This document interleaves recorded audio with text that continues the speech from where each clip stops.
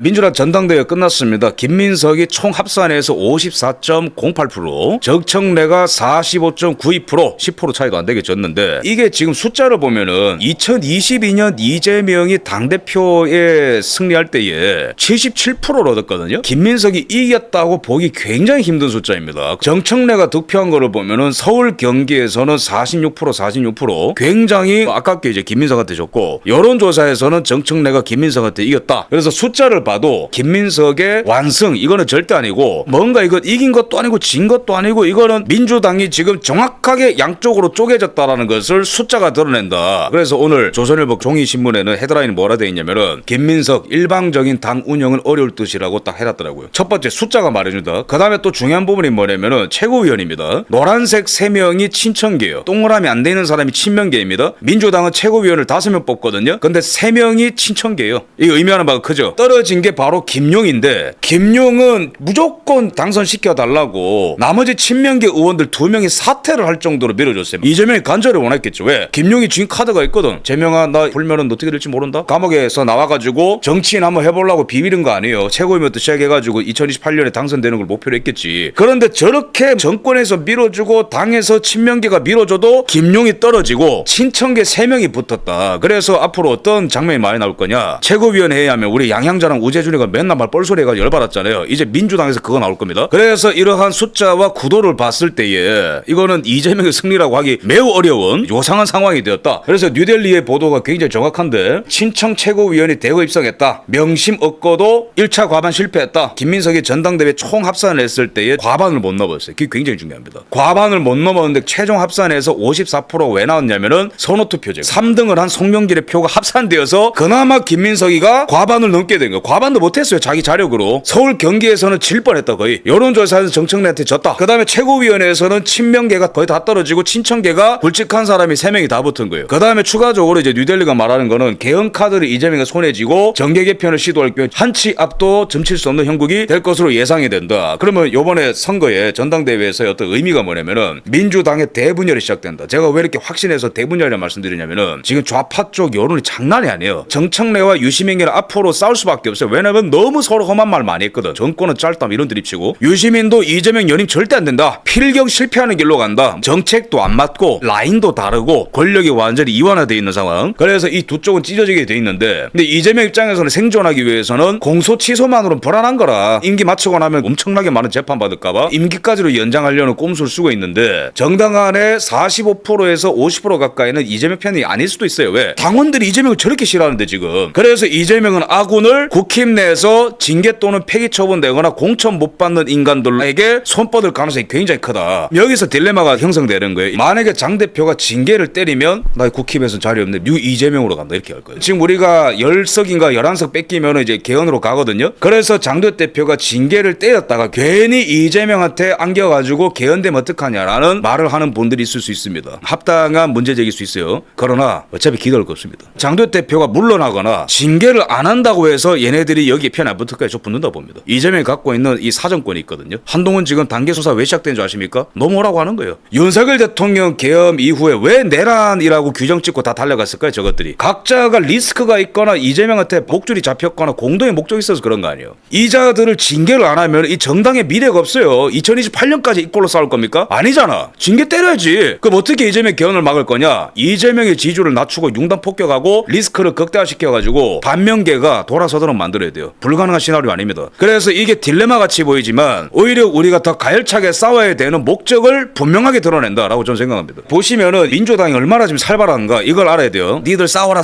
이게 아니고 우리는 이재명만 때리면 됩니다. 그러면 쟤네들이 돌아섭니다. 그런 구도로 가야 되는 거예요. 서로 간에 주고받았단 말, 정권은 짧다, 정청래 왈, 지지율 하락은 그냥 낮은 게 아니라 심각한 거다. 이재명 반개혁적이다. 정부 인사들이 이거 막 들이받았거든요. 그죠? 부동산 레버리지 정책도 다 비판을 했었고, 이재명 같은 경우에 이게 부끄러운 승리인 게 뭐냐면 뭐 승리도 아니죠. 그죠? 호남에다가 뭐 800조 900조 투자했다. 그 전당대회 전에 막 두 번째로 선호투표제 해가지고 그래도 보험 들고 싶어가지고 정청래가 이길까봐 김민석이 2등하고 질까봐 선호투표제 만들어서 3등의 표가 김민석한테 갈 수 있도록 하는 선호투표제. 그러니까 한병도가 얘기했잖아요. 이재명 뜻이라고 저거 바꾸는 것도. 이만하면 당무 개입이 없어요. 세 번째 친명 최고위원 만들기 김용, 접자는 정민철 이런 애들 해달라. 네 번째로는 뭐 이제 송영길에 일려 바쳤잖아요. 이재명 밤에 잠 못 잔다. 요즘에 정청래 때문에. 그러니까 이 둘 사이는 봉합이 안 되고요. 정청래를 향한 수사가 시작될 가능성이 굉장히 크다. 정청래가 어제 전당대회 끝나고 나서 라이브를 바로 키더라고요. 착잡한가 봐. 드럼통 갈까 봐. 김민석 대표는 이겼지만 그의 주장은 진 것이 많다. 분열, 신천지, 반명 이런 것들을 김민석이 주장했는데 그런 주장은 진 것이다. 결과적으로 정청래가 숫자로 졌지만 정청래가 주장한 것까지는 지지 않았다. 제가 졌다고 여러분들 탈당하시면 안 된다. 여러분 없으면 저는 외로워서 어떻게 살아요. 끝까지 남아서 저를 지켜주시기 바랍니다. 뭔가 좀 불안해 보이죠. 나를 좀 지켜달라. 계속 얘기하잖아. 이거 수비로는 못 이긴다니까 이재명을. 이재명 무조건 공격이야. 김부선 씨 하는 거 보세요. 뭐 직소리도 못하나 이재명이가. 김현재 얘기 꺼내라고. 그리고 이번 전당대회 그 전대미문의 부정선거였다고 질러 이재명처럼. 그러면 네가 살 길이 있다니까. 계속 수비하고 있어. 답답하게. 어쨌든 뒤가 있다는 식으로 얘기하거든요. 정청래가. 이대로 끝나진 않겠다. 댓글 보면은 금민석이가 죽이려 들 건데 꼭 살아남아라. 이제 정청래 대표가 한 몸이 되었다. 이렇게까지 같은 진영 내 싸움으로 감정이입이 되었다. 이제부터 정청래는 대권 후보다. 그 다음에 어제 전당대회 둘 다 이제 친천계 최고위원 됐습니다. 이성윤이 얘기하는 거 보세요. 살벌하거든요. 권력의 편에 설 것인가 국민의 편에 설 것인가. 저는 조금 더 주저하지 않았습니다. 국민의 편에 섰습니다. 정의의 편에 섰다. 권력의 편 누구? 이재명. 정의의 편 정청래. 그 다음에 당대표 후보 한 사람에게 이래도 되는 거냐. 여러분 정청래 후보의 눈물을 닦아드리겠습니다. 한민수 정청래가 그렇게 죽을 죄를 지었냐. 신천지는 도대체 근거가 뭐냐. 신천지 설을 꺼낸 김민석을 직격을 하는 거죠. 전당대회 끝났다 해가지고 바로 권력이 저쪽으로 가는 게 아니에요. 대박은 최민희입니다. 최민희가 어제 1등을 했어요. 전당대회 최고위원, 수석 최고위원입니다. 자, 여기서 뭐라고 폭탄 선언했냐면은 정청래와 끝까지 함께 가겠다. 정청래를 도와주십시오. 정청래를 지켜주십시오. 끝까지 정청래와 함께 하겠습니다. 하고 고개를 뒤로 젖히더라고요. 여러 가지 한번 생각을 해봅시다. 우리가 최민희는 왜 저렇게 반명이 됐을까? 숫자입니다. 잘 보세요. 이재명의 지지율이 최근에 40% 밑으로 내려왔습니다. 긍정평가 38%. 그죠? 그러면은 이 사람들 계산한단 말이야. 이재명이가 온갖 방법 호남 투자랑 이상한 거 막 다 끌고 와가지고 제도 바꿔가지고 김민석을 결국 이기게 만들어도 바닥 민심과 전통적인 민주당 지지층들의 이런 민심이 워낙 지금 반명이기 때문에 이 흐름을 타는 거예요. 지금 이 사람들이. 게다가 대박이 뭐냐면은 이 여론조사 꽃에서 가장 최근 여론조사입니다. 여론조사를 돌렸는데 ARS 조사에서 이재명 잘한다가 40% 대폭 하락 직전보다. 여론조사 꽃입니다. 11월 달부터 64%에서 40%까지 내려오죠. 여론조사 꽃에서. 그러니까 최민희, 한민수, 이성윤 바보 아니란 말이에요. 저 동아줄 잡다가는 날아갈 수 있다고 보는 거예요. 또 하나 재미있는 거로 국힘 지지율이 여론조사 꽃에서도 오늘 올랐습니다. 장동혁 때문에 지지율 내려간다고 하는 것들도 이제 조용해지겠죠. 그죠? 그래서 이런 것들을 전반적으로 봤을 때에 이 권력의 지형이 객관적인 지표 안에서 이동하고 있고 민주당 전당대회에서도 드러나고 있다. 김어준이 말한 것처럼 과거 지지율을 봤을 때에 앞자리가 3자리 찍고 회복된 대통령은 없다. 40%대 지지율이 심리적 마지노선이다. 즉 회복이 불가능하다고 보는 거죠. 그러면 정확한 민심의 사례들 좀 보겠습니다. 어제 김민석이가 전당대회에서 이기고 난 다음에 어떤 일이 일어났는가. 김어준 라방인데 요거 보시면은 김용 떨어짐 박수. 오 내가 지지하는 정청래. 김민석 꼴도 보기 싫다. 김용 안 되니까 꽃이다. 당 쪼개지겠네. 나는 반명이다. 최고위원들이 김민석을 견제해야 된다. 힘내라 정청래. 정청래 대권주다. 정청래가 이건 이긴 거다. 그 다음에 또 이제 홍상쇼라고 여기 민심도 살벌합니다. 댓글 보면은 정청래 찍은 45%는 민주당의 야당이 될 것이다. 다 저런 각오를 하고 있는 거예요. 호남이 다 패야 된다. 왜 김민석이 되었는지. 요번에 호남에서 이제 김민석한테 표를 많이 줬죠. 그 다음에 이게 어떤 장면이냐면은 전당대회가 이렇게 이제 끝났고 이재명이 이제 축전 메시지를 보냈다. 전당대회에 다시 하나로 똘똘 뭉칩시다 이렇게 얘기했는데 거기 라방 채팅 보면은 이재명 지지 철회한다. 그냥 다른 당 해라. 이재명 말은 절대로 안 믿는다. 이재명은 분열주의자다. 이재명 출당시켜라. 모자이크 처리해주세요.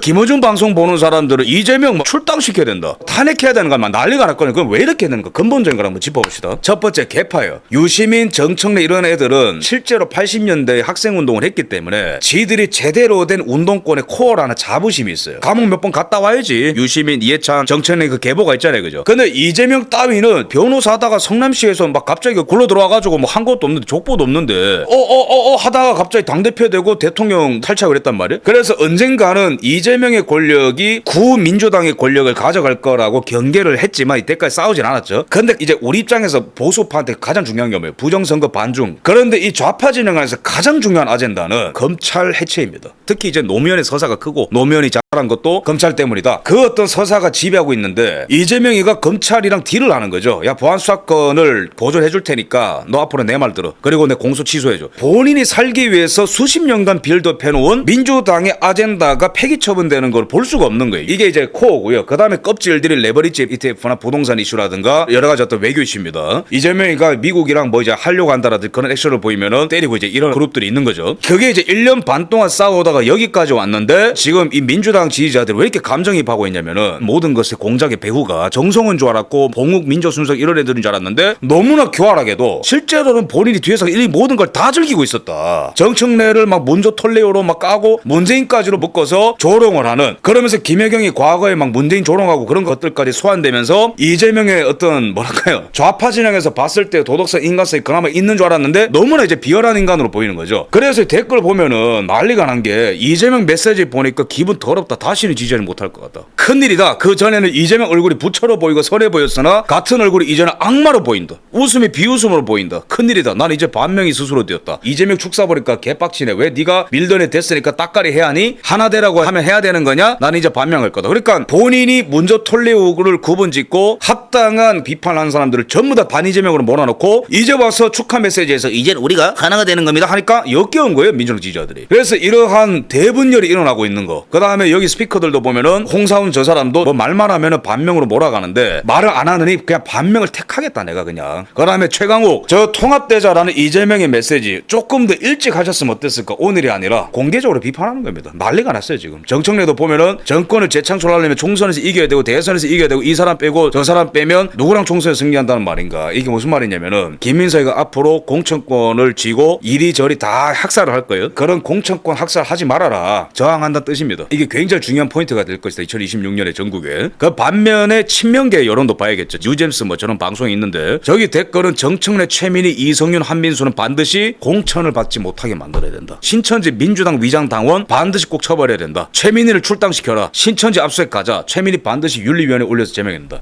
그럼 앞으로 싸움이 어떻게 전개될까요? 김민석은 기준을 제시할 겁니다. 신천지에 가담한 자들이 있기 때문에 이 사람들은 공천에 배제될 수밖에 없고 윤리위에서 제명된다. 이러면서 정청래 팔을 때릴 거예요. 정청래는 뭔가를 준비해야겠죠. 이재명이 우리를 배반했다. 내가 아니라. 그 다음에 이재명이 검찰개혁의 속도를 늦췄다. 그래서 내가 부득이하게 이제는 이재명에 맞서서 싸울 수밖에 없겠다라는 판단을 할 수도 있는 거예요. 그렇게 되면은 최상의 시나리오고, 아니면 이재명이 원사이드하게 쓸어버릴 수 있겠지만 제가 바라보는 거는 이재명의 지지율이 지금 40% 밑으로 내려왔기 때문에 언론들이 앞다투어서 이재명의 비리와 관련된 의혹들과 리스크들을 지금 많이 다루고 있기 때문에 정청래한테 불리한 것만 아니다 말씀드립니다. 경향신문의 논조는 이재명 편을 들어주는 거죠. 전당대회에서 어쨌든 이재명과 김민석 이겼으니까. 그래서 유시민과 김어준의 영향력이 감소했나 이러면서 이제 까줍니다. 근데 댓글을 보면은 심상치가 않아요. 그래, 김민석 이재명 말이 맞지, 유시민 털보 꺼져, 이런 댓글이 있어야 되는데 다수의 댓글은 여론조사에서는 친청계가 우위다, 노무현의 끝이 이재명에게도 보인다, 잘 대비해라, 경향신문의 영향력부터 걱정해라, 너나 잘해라, 경향이 퇴조하는 경향이 있다, 이러면서 좌파들이 몰려와가지고 막 때려줍니다. 재밌게 올라가는 거죠. 제가 봤을 때는 객관적으로 52% 정도는 그래도 이재명 파가 좀 많은 것 같고 48% 정도가 전 친청계라고 봅니다, 실제로는. 그래서 구도가 한쪽으로 기울지 않은 것이 오히려 양측 간의 장기적인 싸움을 예고하는 것이다라고 좀 보는 거죠. 그럼 이재명의 꼼수는 뭐냐? 장도혁 대표의 개혁에 저항하거나 도저히 여기서는 내가 공천 못 받는다라고 판단하는 것들 또는 제명을 기다리고 있는 것들, 이자들한테 손을 뻗칠 겁니다. 여기서 이제 그 방정식이 좀 복잡해지는 거죠. 이재명이가 최근에도 김태호 이런 것들 불러가지고 골프 치고 그랬잖아요, 개헌 얘기하고. 그러면 여기 있는 보라색 칸에 있는 것들은 여러 가지로 승부수를 띄울 겁니다. 야, 장동혁 잘 선택해라. 우리 징계해버리면은 개헌에 찬성할 수도 있다.